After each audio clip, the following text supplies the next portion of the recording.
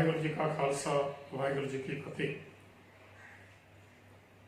दास अज तुहाडे सामने डेरा राधा स्वामियां दी जो कि नवीं करतूत तुहाडे सामने लियादी आ उहदे संबंध में मैं दसना चाहांगा कि 20 मई तो डिप्टी कमिश्नर अमृतसर के दफ्तर अगे मेरे वालों धरना लाया जा रहा है, क्योंकि अज करोना का कहर चल रहा है। लेकिन ये डेरा मुखी इस टाइम पर भी ये अपनी जिहड़ी लुट खसुट है, जे इनू कहा जाए कि ये जमीन माफिया का अंतरराष्ट्रीय मुखिया है तो कोई अर्थकथनी नहीं हो,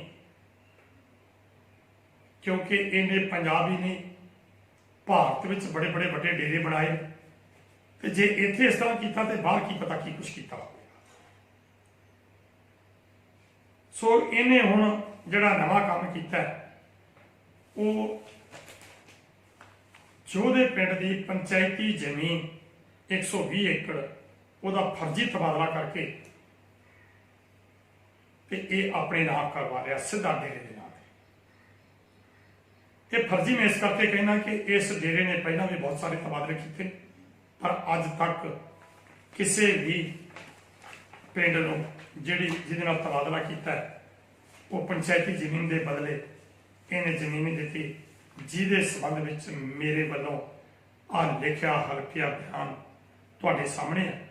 और इस हल्फिया बयान दियां जिहड़ियां कापियां ने मैं डिप्टी कमिश्नर तो लैके डिविजनल डिप्टी डायरैक्टर अते डायरैक्टर पंचायत विभाग चीफ सैकटरी पंजाब सरकार ते गवर्नर पंजाब सरकार को भेज चुका।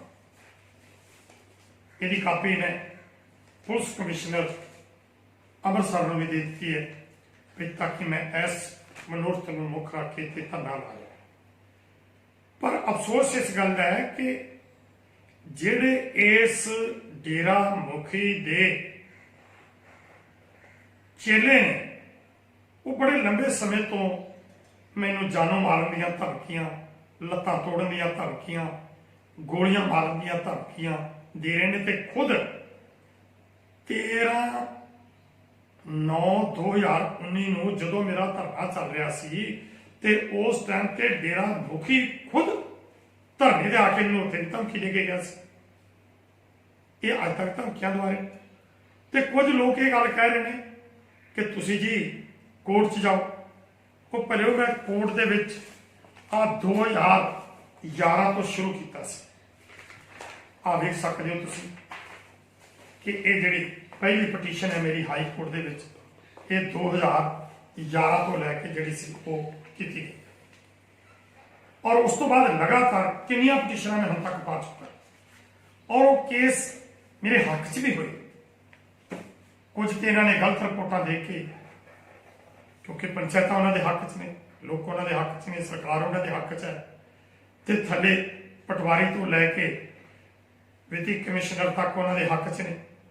इस तरह पंचायत विभाग के सरपंच तो लैके डायरैक्टर तक उन्होंने हाजिरी भरते हैं, तो उन्होंने कोलों करवा के, पर फिर भी मैं केस जित्तिया। जिस तरह के वड़ैच पिंड की 80 एकड़ जमीन का जित्तिया, वड़ैच पिंड की 42 एकड़ जमीन का केस जित्तिया, पर कब्जे नहीं छड्डे इन्होंने। इस तरह जोड़े 2-2 मरले शेड्यूल कास्टां के प्लाट ने वो अजे तक इन्होंने नहीं छड्डे। 1.5 किले 6-6 कनालों के 4-4 किलों के मालक उन्होंने लोगों दी जमीनां नहीं छड्डियां। जिस तरह के मक्खन सिंह मंड बताला, इस तरह अमनदीप सिंह ढिलवा, होर भी इस तरह गुरदेव सिंह ढिलवा, बहुत सारे लोग कितों के जिहदे विच जगीर सिंह जिहड़े कि दलित परिवार के नाल संबंधित ने, उन्होंने 2-2 मरले के प्लाट ने वो भी नहीं। आ तुसीं वेख सकते जे कि जिहड़ियां दरखास्तां ने ये DDPO वालों लिखियां हुई हैं, दफ्तरी रिकॉर्ड है सारा। सो जिहड़े कहंदे ने कि तू झूठे इल्जाम ला रहा है तो बाबा जी साडे इस तरह नहीं कर सकते। बाबा जी तुहाडे आ मेरे खिलाफ 751 ते करा सकते। जदों मैं 12/9/19 तो लैके ਤੇ ਲਗਾਤਾਰ ਧਰਨੇ ਤੇ ਬੈਠਾ ਸਾਂ ਬਿਆਸ, ਤੁਹਾਨੂੰ ਸਭ ਨੂੰ ਪਤਾ ਹੈ। ਤੇ ਉਸ ਟਾਈਮ ਤੇ ਮੇਰੇ ਤੇ 57 ਦਾ ਪਰ ਜਿਹੜਾ ਸੀ ਇਹ ਕਲੰਦਰਾ ਕਟਵਾ ਕੇ ਤੇ ਅੰਦਰ ਕਰਾਤਾ।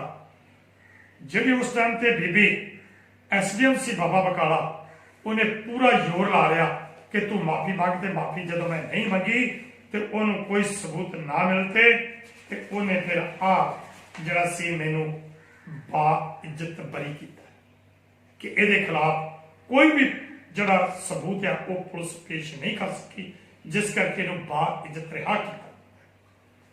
ਸੋ ਜੇ ਮੇਰੇ ਤੇ 57 ਕਰਾ ਸਕਦੇ ਜੇ ਤੇ 57 ਨਾਲ ਤਾਂ ਵੇੜਿਆ ਕੁਛ ਨਹੀਂ ਹੋ ਸਕਦਾ। ਜਿਹੜੀਆਂ ਤੁਸੀਂ ਧਮਕੀਆਂ ਦੇ ਰਹੇ ਜੀ, ਤੁਹਾਨੂੰ ਤੁਹਾਡੇ ਮਨ 'ਚ ਇਹ ਕੋਈ ਚਾਹ ਹੋਵੇ ਕਿ ਅਸੀਂ ਇਹਨੂੰ ਮਰਵਾ ਦੇਵਾਂਗੇ, ਤੇ ਜੇ ਮਰਵਾ ਵੀ ਦੋਗੇ ਤੇ ਮੇਰੇ ਬਿਨੋਂ ਕੋਈ ਫਰਕ ਨਹੀਂ ਪੈਣਾ, ਵੀ ਮੇਰੇ ਮਨ ਤੇ ਕੋਈ ਫਰਕ ਨਹੀਂ ਪਏਗਾ। ਪਰ ਹੱਥ ਜਿਹੜਾ ਕਸੂਤੇ ਥਾਂ ਤੇ ਪਏਗਾ, ਹੱਥ ਡੇਰਾ ਮੁਖੀ ਗੁਰਿੰਦਰ ਸਿੰਘ ਢਿੱਲੋਂ ਤੇ ਪਏਗਾ, ਕਿਉਂਕਿ ਮੇਰੀਆਂ ਜਿੰਨੀਆਂ ਦਰਖਾਸਤਾਂ ਨੇ ਮੈਨੂੰ ਇਹ ਧਮਕੀਆਂ ਦੇ ਰਹੇ ਨੇ, ਮੈਂ ਲਗਾਤਾਰ ਦਰਖਾਸਤਾਂ ਦਿੰਦਾ ਆ ਰਿਹਾ।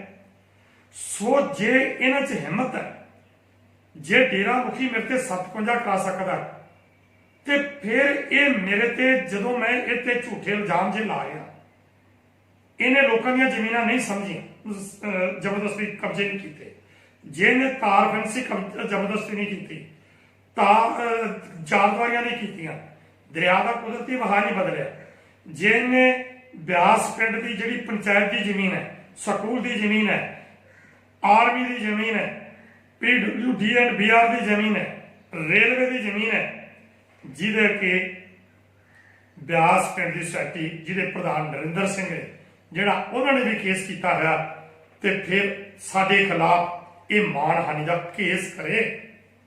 ਕਿਉਂਕਿ ਪੰਜਾਬ ਸਰਕਾਰ ਇਹਦੇ ਨਾਲ, ਜਿਸ ਤਰ੍ਹਾਂ ਪਹਿਲਾਂ ਵੀ ਬਾਦਲ ਸਰਕਾਰ ਨੇ ਇਹਨਾਂ ਨੂੰ ਜਿਹੜੀ ਸੀ ਉਹ 200 ਏਕੜ ਮੋਹਾਲੀ ਦੇ ਵਿੱਚ ਇਹਨਾਂ ਨੂੰ ਜਿਹੜੀ ਆ ਉਹ ਜ਼ਮੀਨ ਦਿੱਤੀ ਸੀ। ਔਰ ਇਸੇ ਤਰ੍ਹਾਂ ਹੁਣ ਕੈਪਟਨ ਸਾਹਿਬ ਵੀ ਜਿਹੜੇ ਨੇ ਇਹਨੂੰ ਜਿਹੜਾ ਪ੍ਰਮੋਟ ਕਰਨ ਵਾਸਤੇ ਇਹ ਜਿਹੜਾ ਇਹ ਸਾਰਾ ਕੁਝ ਕਰ ਰਹੇ ਨੇ।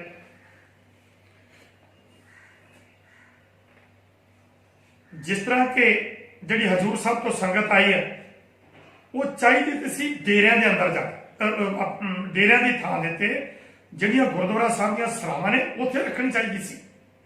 ਉਹਨਾਂ ਨੂੰ ਜ਼ਬਰਦਸਤੀ ਡੇਰੇ ਕਿਉਂ ਭੇਜਿਆ ਗਿਆ? ਕਿਉਂਕਿ ਜਿਹੜੀ ਹਜ਼ੂਰ ਸਾਹਿਬ ਤੋਂ ਸੰਗਤ ਆਈ ਆ, ਉਹ ਦਸਾਂ ਗੁਰੂ ਸਾਹਿਬਾਨਾਂ 'ਚ ਵਿਸ਼ਵਾਸ ਰੱਖਦੀ ਆ, ਉਹਨਾਂ 'ਚ ਭਰੋਸਾ ਰੱਖਦੀ ਆ। ਤੇ ਜੇ ਕੈਪਟਨ ਸਾਹਿਬ ਨੂੰ ਕੋਈ ਬਾਦਲਾਂ ਨਾਲ ਨਾਰਾਜ਼ਗੀ ਆ ਭਈ ਇਹ SGPC ਦੇ ਪ੍ਰਬੰਧ ਇਹਦੇ ਨੇ, ਤੇ ਇਹਦਾ ਕ੍ਰੈਡਿਟ ਜਿਹੜਾ ਹੈ ਉਹ ਬਾਦਲਾਂ ਨੂੰ ਜਾਊਗਾ ਭਈ ਹਜ਼ੂਰ ਸਾਹਿਬ ਤੋਂ ਜਿਹੜੀ ਸੰਗਤ ਆਈ ਸੀ ਉਹਨਾਂ ਨੂੰ ਸ਼੍ਰੋਮਣੀ ਕਮੇਟੀ ਨੇ ਸੰਭਾਲ ਕੇ ਰੱਖਿਆ। ਮੈਂ ਬੇਨਤੀ ਕਰਾਂ ਕਿ ਜਿਹੜੇ ਗੁਰੂ ਘਰ ਨੇ ਇਹ ਸਾਰੇ ਦੇ ਸਾਰੇ ਸਿੱਖ ਕੌਮ ਦੇ, ਇਹ ਵੱਖਰੀ ਗੱਲ ਹੈ ਕਿ ਅੱਜ ਬਾਦਲ ਦਾ ਤੇ ਬਾਦਲ ਦੇ ਪਰਿਵਾਰ ਦਾ ਉਹਨਾਂ ਤੇ ਕਬਜ਼ਾ ਹੈ। ਜਿਨ੍ਹਾਂ ਦਾ ਅੱਜ ਕਬਜ਼ਾ ਹੈ, ਇਹਨਾਂ ਨੂੰ ਤਾਂ ਮੈਂ ਮਸੰਦ, ਮੱਸੇ ਰੰਗੜ ਤੇ ਮਹੰਤ ਨਰੈਣਵਾ ਤੋਂ ਵੱਧ ਦੋਸ਼ੀ ਮੰਨਦਾ ਤੇ ਉਹਨਾਂ ਤੋਂ ਡਰ ਕੇ ਵੀ ਇਹ ਕ੍ਰੈਡਿਟ ਉਹਨਾਂ ਨੂੰ ਚੱਲੂਗਾ।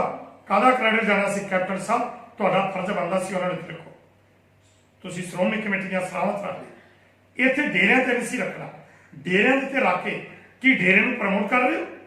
ਜਿਸ ਤਰ੍ਹਾਂ ਪਹਿਲਾਂ ਬਾਦਲ ਨੇ ਨਾਮਧਾਰੀ ਗੁਰੂ ਨੂੰ ਪ੍ਰਮੋਟ ਕੀਤਾ, ਉਹਨੂੰ ਸਤਿਗੁਰੂ ਦੀ ਪਦਵੀ ਦੇ ਕੇ ਸ੍ਰੀ ਗੁਰੂ ਨਾਨਕ ਦੇਵ ਯੂਨੀਵਰਸਿਟੀ 'ਚ ਸਤਿਗੁਰੂ ਰਾਮ ਸਿੰਘ ਚੇਅਰ ਸਥਾਪਿਤ ਕਰਾਈ, ਉਹਨੂੰ ਸਤਿਗੁਰੂ ਸ਼ਬਦ ਨਾਲ ਸੰਬੋਧਨ ਕਰਦਾ।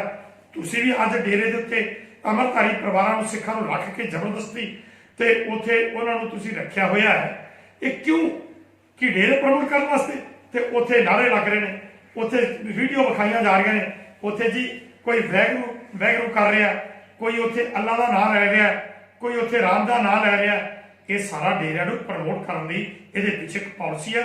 ਤੇ ਪਰ ਮੈਂ ਜਿਹੜਾ 20 ਮਈ ਨੂੰ ਧਰਨਾ ਲਾ ਰਿਹਾ, ਉਹਦੇ 'ਚ ਦੱਸ ਰਿਹਾ ਕਿ ਜਿਸ ਤਰ੍ਹਾਂ ਪਹਿਲਾਂ ਬਾਦਲ ਨੇ ਆਹ 200 ਏਕੜ ਜ਼ਮੀਨਾਂ ਮੋਹਾਲੀ 'ਚ ਦਿੱਤੀਆਂ, ਤੇ ਇਸੇ ਤਰ੍ਹਾਂ ਹੁਣ ਕੈਪਟਨ ਦੀ ਸਰਕਾਰ ਵਿੱਚ ਵੀ 120 ਏਕੜ ਜ਼ਮੀਨ ਜਿਹੜੀ ਆ ਉਹ ਯੋਧਿਆਂ ਦੀ ਕਰੋਨਾ ਦੇ ਚੱਲਦਿਆਂ, ਜਦੋਂ ਕਿ ਬਾਕੀ ਦਫ਼ਤਰ ਬੰਦ ਨੇ ਤੇ ਕਰੋਨਾ ਦੇ ਚੱਲਦਿਆਂ, ਜੇ ਇਹਨੂੰ 120 ਏਕੜ ਜ਼ਮੀਨ ਫਰਜ਼ੀ ਤਬਾਦਲੇ ਕਰਕੇ ਇਹਨੂੰ ਦਵਾਈ ਜਾ ਰਹੀ ਹੈ, ਜਿਹਦੇ ਬਾਰੇ ਮੈਂ ਐਫੀਡੇਵਿਟ ਲਿਖਿਆ। ਤੇ ਫਿਰ ਜਿਹੜੇ ਲੋਕਾਂ ਦੇ 2-2 ਮਰਲੇ ਦੇ ਪਲਾਟ ਨੇ, ਜਾਂ ਜਿਨ੍ਹਾਂ ਗਰੀਬਾਂ ਦੀਆਂ 1.5 ਕਿੱਲਾ 2-2 ਕਨਾਲਾਂ 6-6 ਕਨਾਲਾਂ ਜ਼ਮੀਨਾਂ ਨੇ ਉਹਨਾਂ ਨੂੰ ਕਬਜ਼ੇ ਕਿਉਂ ਦਿੱਤੇ। ਇਸ ਕਰਕੇ ਮੈਂ ਇਹ ਦੱਸ ਦੇਣਾ ਚਾਹੁੰਦਾ ਹੈ ਕਿ 20 ਮਈ ਤੋਂ ਡਿਪਟੀ ਕਮਿਸ਼ਨਰ ਅੰਮ੍ਰਿਤਸਰ ਦੇ ਦਫ਼ਤਰ ਅੱਗੇ ਧਰਨਾ ਲਾਉਣ ਜਾ ਰਹੇ ਹਾਂ। ਔਰ ਇਹ ਮੈਂ ਦੱਸ ਦਿਆਂ ਕਿ ਸਿਹਤ ਵਿਭਾਗ ਦੀਆਂ ਹਦਾਇਤਾਂ ਦੇ ਮੁਤਾਬਕ ਅਤੇ ਪੰਜਾਬ ਸਰਕਾਰ ਤੇ ਕੇਂਦਰ ਸਰਕਾਰ ਦੇ ਮੁਤਾਬਕ ਕਰੋਨਾ ਦੇ ਚੱਲਦਿਆਂ ਇੱਕ ਤਾਂ ਸਰੀਰਕ ਦੂਰੀ ਨੂੰ ਮੁੱਖ ਰੱਖਦਿਆਂ ਹੋਇਆਂ ਤੇ ਇਕੱਠ ਵੀ ਨਹੀਂ ਕਰਾਂਗੇ।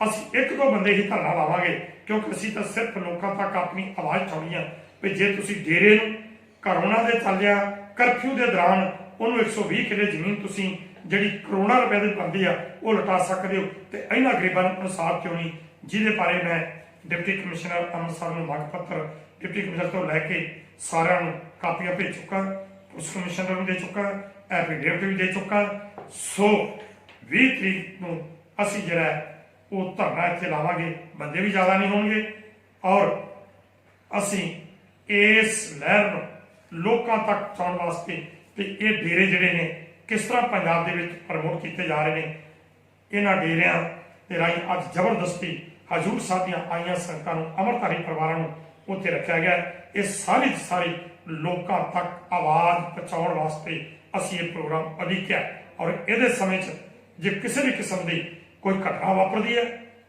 ਤਾਂ ਫਿਰ ਉਹਦੀ ਜ਼ਿੰਮੇਵਾਰੀ ਸਾਰੀ ਜ਼ਿਲ੍ਹਾ ਪ੍ਰਸ਼ਾਸਨ, ਪੰਜਾਬ ਸਰਕਾਰ ਤੇ ਪੰਜਾਬ ਪੁਲਿਸ ਦੀ ਹੋਏਗੀ ਕਿਉਂਕਿ ਅਸੀਂ ਹੁਣ ਤੱਕ ਦੇ ਚੁੱਕੇ ਹਾਂ।